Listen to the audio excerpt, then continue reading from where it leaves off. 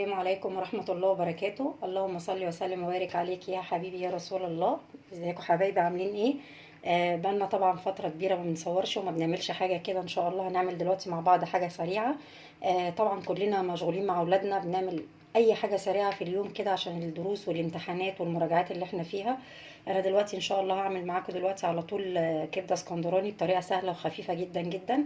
وشوية مكرونة، اي حاجة ممكن تتاكل جنبها بطاطس، تتاكل سندوتشات فين وعيش، اي حاجة. انا هعمل جنبها شوية مكرونة كده متحمرة بالطماطم. هنشوفها دلوقتي الطريقة ان شاء الله هتعجبكم. متنسوش اللايك والاشتراك ويلا نبدأ الفيديو. الكبدة جايباها معايا قطعتها كده، ممكن مكعبات كده عصافيري صغيرة وممكن شرايح، اللي حابب حاجة يعملها يقطعها براحته. انا قطعتها على مكعبات صغيرة، مش هحط لها غير توم، كام فص توم كده وفلفل رومي وليمونتين. التوابل بتاعتها عبارة عن بابريكا، ممكن نبدلها بشطة عادي، كزبرة ناشفة، فلفل، كمون وملح. مش هحط لها اكتر من كده. اللي حابب يحط لها اي حاجة اضافات تانية براحته. انا مش هحط لها شطة بصراحة عشان الولاد مش بيحبوا الشطة قد كده. نبدأ بسم الله. على الكيلو ممكن نحط له 4-5 قرون فلفل، نستبدلها برضو فلفل رومي عادي او فلفل حار مع الثوم. كل ده هضربه في قلب الكبه، لان لو عملتها في الهون كده او اي حاجه ممكن تنزل لي ميه، وانا مش عايزه لها سوائل خالص. هعصر عليها عصير ليمونتين، احط لها برضو زي معلقه كده واحده بس خل، مش هحط لها اكتر من كده، مع الليمون والثوم والفلفل. ابدا احط التوابل كله مع بعضه كده في الكبه بسم الله. يبقى احنا حطينا كده الثوم والفلفل وليمونتين، عصير ليمونتين، معلقه خل، كزبره ناشفه، كمون، فلفل، ملح، والبابريكا. وممكن نستبدل البابريكا بالشطه. هنفرمهم دلوقتي مع بعض. الخلطه بعد ما فرمتها على طول هنزل بنصها كده على الكبده، والنص التاني هركنه دلوقتي. هستخدمها برضو ايه كمان شويه، نقلبها كده ببعضها. الخلطه دي كلها كده، الكبده ما بتتغسلش ولا بيتحط عليها لبن ولا خل ولا اي حاجه خالص. هي طالما جايبينها من حته مضمونه نشتغل بيها على طول كده. ايه خلطت الفلفل والليمون والثوم والتوابل كله كده في قلب الكبده، هنزل بيها على طول دلوقتي. انا حاطه هنا كميه زيت مسخناها على نار عاليه، لازم الزيت يكون سخن معايا جدا. هنزل بالكبده على طول بسم الله.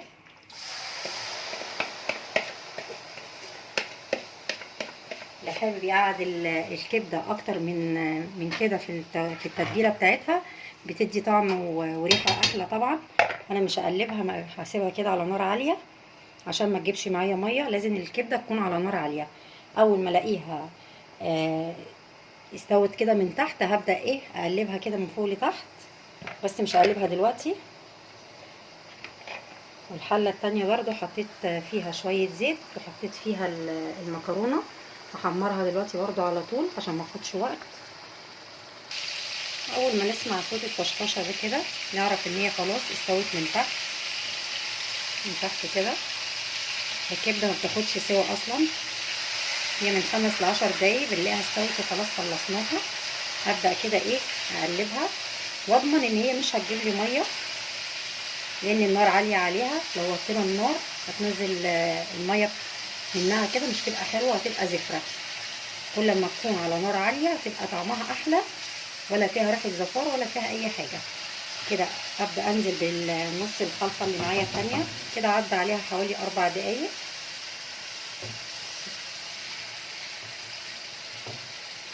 اللي انا حطيتها عليها في الاول هنزل عليها دلوقتي، واقطع لها برضو قرنين فلفل كده بالطول، هنزل عليها برضو، هتديني شكل وطعم برضو حلو.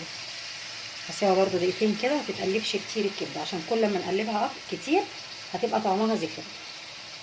هسيبها كده على نار عاليه شويه لحد ما اقطع لها قرنين فلفل. كده قطعت لها قرنين فلفل رومي بس كده، هقلبها تقليبه كده، يبقى كده خلاص استوت معايا اصلا. الفلفل ده كده بيديها لون كده وطعم حلو قوي. وانا فرملها برضو مع الثوم والليمون وكده قرنين برضو في الكبه. هقلبها تقلبتين واطفي عليها على طول. دي كده خلاص استوت معايا ما شاء الله.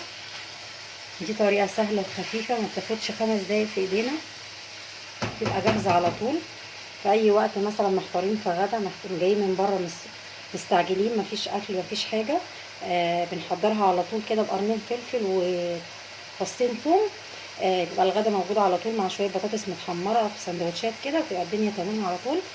خلاص كده استوت. وفي طريقه تانية برضو نبقى نعملها مع بعض ان شاء الله بالبصل والفلفل. دي طريقه الاسكندراني اللي هي بالثوم والفلفل، ما بتاخدش وقت.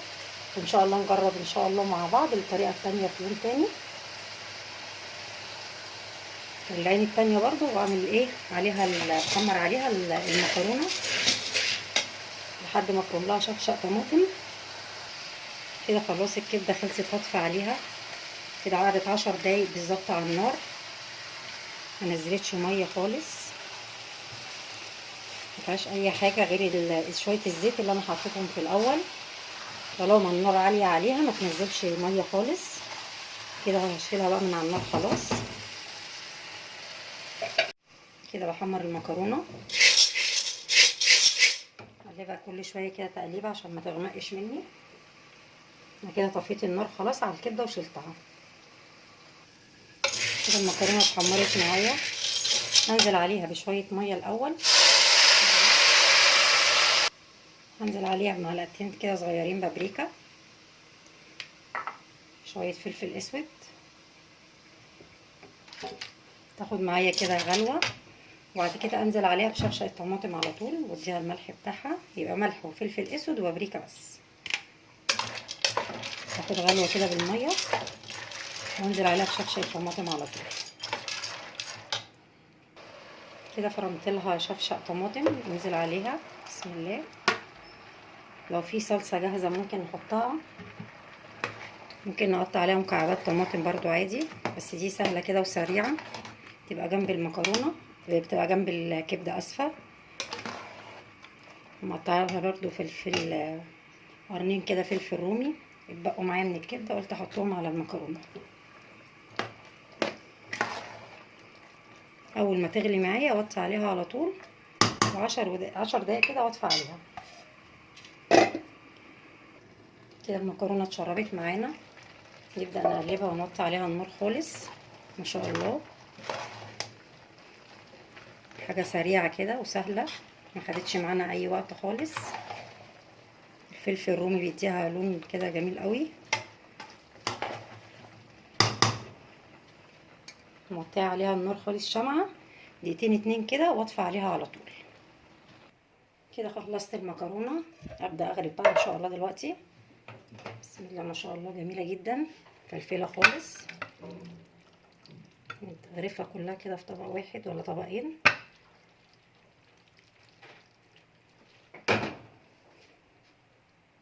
كده نبدا نغرف الكبده،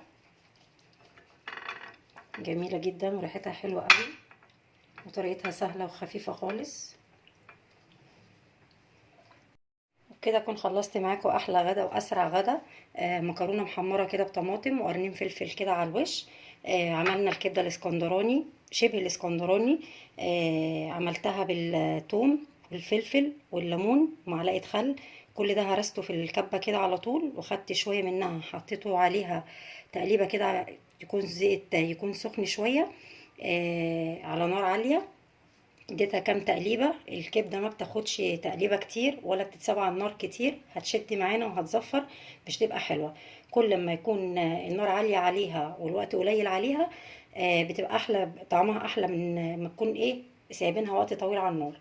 يا رب يكون الفيديو عجبكم وحاجه خفيفه. انا الايام دي ما بعرفش اصور كتير، بعمل الغدا بتاعي سريع وبنزل واطلع مع اولادي في الامتحانات والمراجعات. متنسوش دعوه حلوه لطلابنا في الثانويه العامه والاعدادي، ربنا يعدي الايام دي يا رب كده على خير. كلنا متشتتين بسبب المذاكره والمراجعات. ان شاء الله ربنا ما يضيع لنا تعب يا رب، وينجحهم بامر الله، وكلنا نفرح باولادنا وبالشهايد بتاعتهم. واشوفكم في فيديو جديد، ما تنسوش اللايك والاشتراك في القناه، والسلام عليكم ورحمه الله وبركاته.